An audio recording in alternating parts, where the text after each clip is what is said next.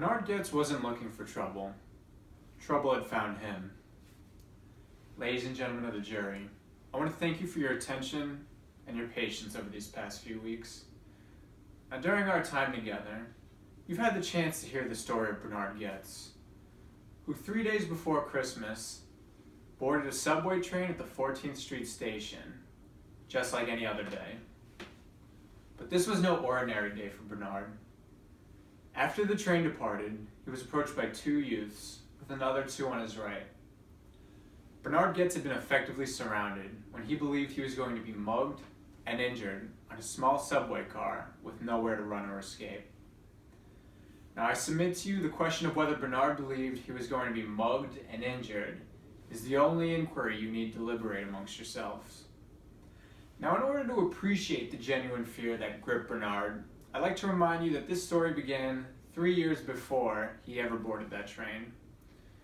Now, you've heard testimony from Mr. Koza and Dr. Burton that Bernard had been repeatedly punched and kicked by 3 assailants, and that this assault had left him with a permanently injured knee.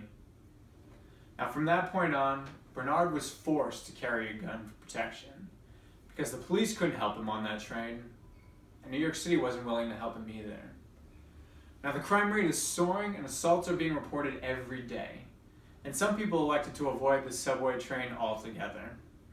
And Bernard carried a gun, never intending to use it, hoping he would never have to. 3 years later, on a Saturday afternoon, Bernard boarded the train at the 14th Street station. He wasn't looking for trouble. Trouble had found him. As surrounded by the youths who were armed with screwdrivers, intent on robbing Bernard, he resolved to defend himself and took proper and appropriate action under the law to do so. Now, the prosecution would have you believe that the group was merely panhandling and trying to rob Mr. Goetz and not trying to rob Mr. Goetz. But you won't be fooled, because you heard Officer Smith, one of the first NYPD officers to arrive on the scene. Now, he testified on that witness stand under oath, and when he spoke to Troy Canty, Troy told him, "We were going to rob him, but he shot us first." Let me repeat that for you. We were going to rob him, but he shot us first. Now, this testimony is more reliable than anything you've heard from Troy in this courtroom. Troy's only motive now is to lie in order to further his pending multi-million-dollar lawsuit against my client. Now, in further support of this attempted robbery is the testimony of the eyewitnesses. Now, that eyewitness testimony shows that Bernard Goetz wasn't looking for trouble. Trouble had found him. Now, you heard from Andrea Reed, one of the eyewitnesses on the train. She said to her husband moments before the robbery, "Look at those 4 punks bothering that man. Not 1, not 2, not 3, but the 4 youths, all 4 youths, were accosting Bernard Goetz, attempting to rob him." Mary Grant, another eyewitness, described the behavior of the youths and made her anxious. She said she was concerned. She was afraid. Another eyewitness, Josephine Holt, she described the youths as standing around the white man, acting in a loud, harassing, and menacing manner. Now, in order to show this wasn't done in self-defense, the prosecution is trying to convince you that Bernard Goetz walked over to Darrell Cadby and said, "You don't look so bad, here's another," firing the 5th and final shot. But the facts don't support this theory. All the eyewitnesses on the train, except for Christopher Boucher, testified they heard all shots in rapid succession.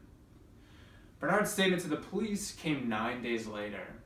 9 days on the run, 9 days of frantic worrying that left Bernard so distressed and psychologically distraught that he imagined saying those words to Darrell Cadby. Again, the evidence provided by the eyewitnesses shows shots were fired in rapid succession with no time for commentary in between. Now, you also heard testimony from Dr. Goetz, a neuropsychiatrist, that the 5 shots fired were all part of a single adrenaline response. Now, because Bernard Goetz was in a fearful situation, he fired the first shot and went on automatic pilot, which means he he had no real opportunity to reevaluate the situation until afterwards, and that Bernard's body, rather than his mind, was in control at that time. Now let's not forget the medical examiner. Dr. DeMeo testified to a medical certainty that Darrell Cabby was standing when he was shot, not seated. Furthermore, Dr. DeMeo testified to a medical certainty that neither Darrell Cabby nor any of the other criminals were shot in the back. The evidence effectively extinguishes the prosecution's theory that Bernard shot any of the youths in the back while they were attempting to flee. Lastly, you took a tour of the subway car. You saw for yourself that there was no room for Bernard to escape. Each of you has experienced or knows someone who has been affected by the crime wave gripping New York City. A ride on the subway has become a daunting experience, and we have all faced the same feeling of insecurity that comes with the price of a token.